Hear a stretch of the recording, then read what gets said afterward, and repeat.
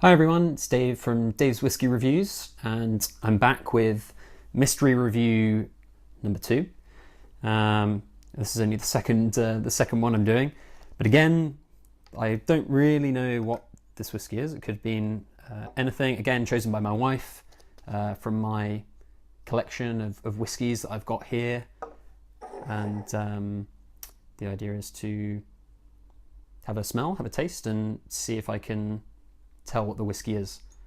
Yeah, so we'll get right to it. And it's quite a light sort of golden colour, light gold or sort of straw. I'm gonna have a bit of a look at the viscosity this time because I completely forgot to do that on my first review. Have a look here. Quite a high viscosity. So for anyone who doesn't know, viscosity is like an indication of the kind of the mouthfeel of the whiskey, how sort of viscous it is, how thick the whiskey is. Kind of the maximum that you'd get that viscosity is actually at 46%. Anything higher than that, going up to 50 or 60%, actually becomes less viscous for some reason. But maybe a better indication of the alcohol is then the smell and the taste.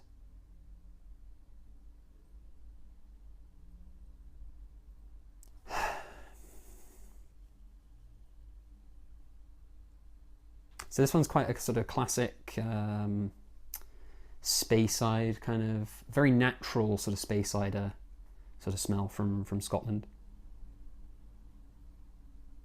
Pear, a lot of like sort of really fresh, kind of juicy pear. Green apple. Very slightly grassy actually, which you sometimes get with some of these whiskies from Speyside when they're matured in bourbon barrels. But mainly it's on that kind of pear and apple.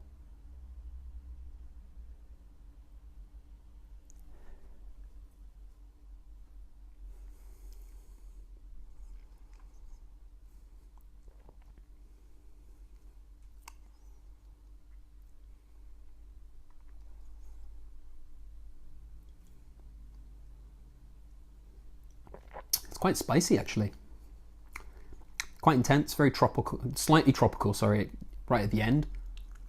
But mostly it's on that kind of spiciness and the oak. The oak's quite a bit more intense actually than I would have thought from the nose. I wasn't really getting any of that. Quite a long finish as well. It keeps going. I wasn't really expecting that from the nose. It's quite closed on the nose at the moment. Probably could do with a bit of water. But it's still going. It's still going, developing that kind of ginger, like gingerbread. Bit of white pepper maybe.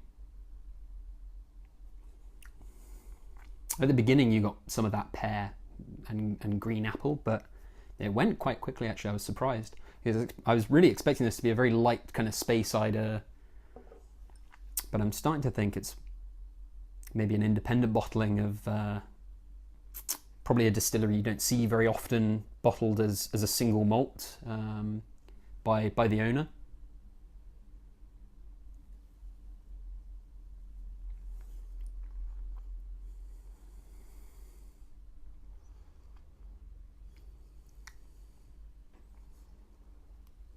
And actually I think the alcohol is a little bit more intense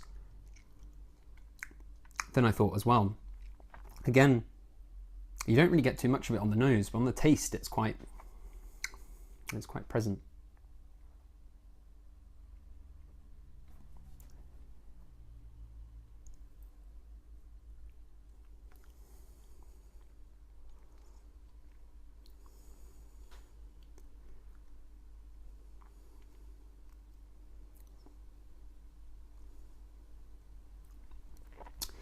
This one's a tricky one. It's not a really distinctive style. It's quite dry as well, actually, into the finish. Very dry. I have a feeling this is something distilled in Speyside in the late 90s, matured in probably a refill bourbon barrel or a hogshead, probably from an independent bottler, maybe Signatory. It's probably around 48-50%. That's the kind of, but it doesn't have the kind of, a lot of these signatory bottlings have this kind of musty dunnage sort of taste to them as well. So maybe I'm completely off.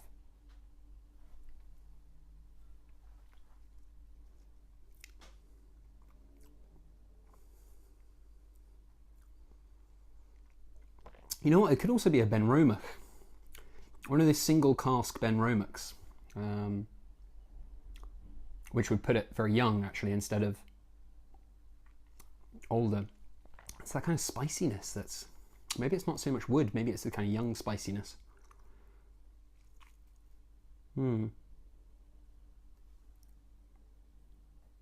Oh, this is really difficult actually. We could be here for hours, we could be here for a very long time.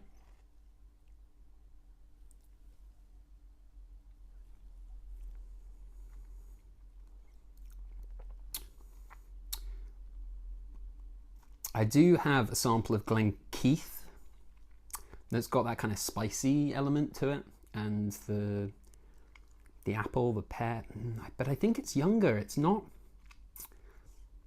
Now I'm starting to think it's younger again. A very intriguing but kind of frustrating one. I didn't want this review to go on too long either, but this one is quite tricky.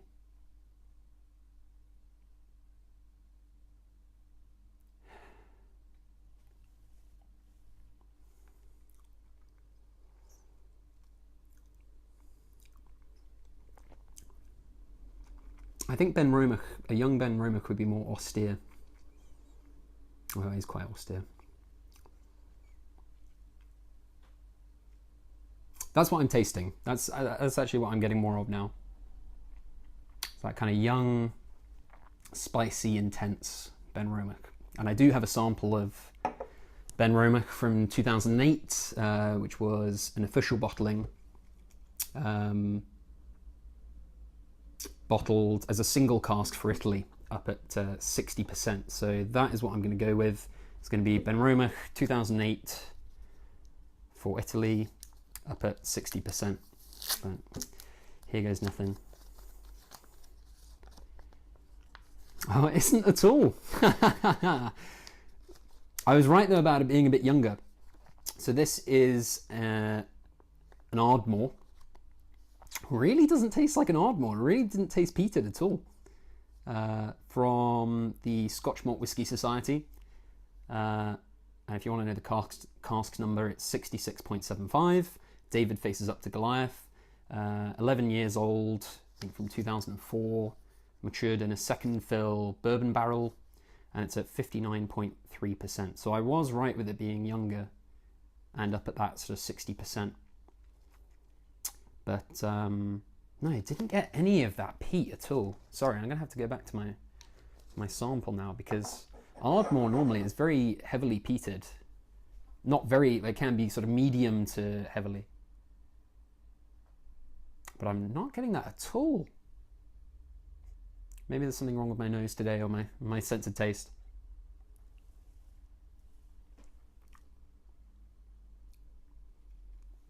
Anyway, thank you very much for watching. Cheers. Hopefully I'll get better at this. Not get them so disastrously wrong. But yeah, thanks very much for watching. Thank you.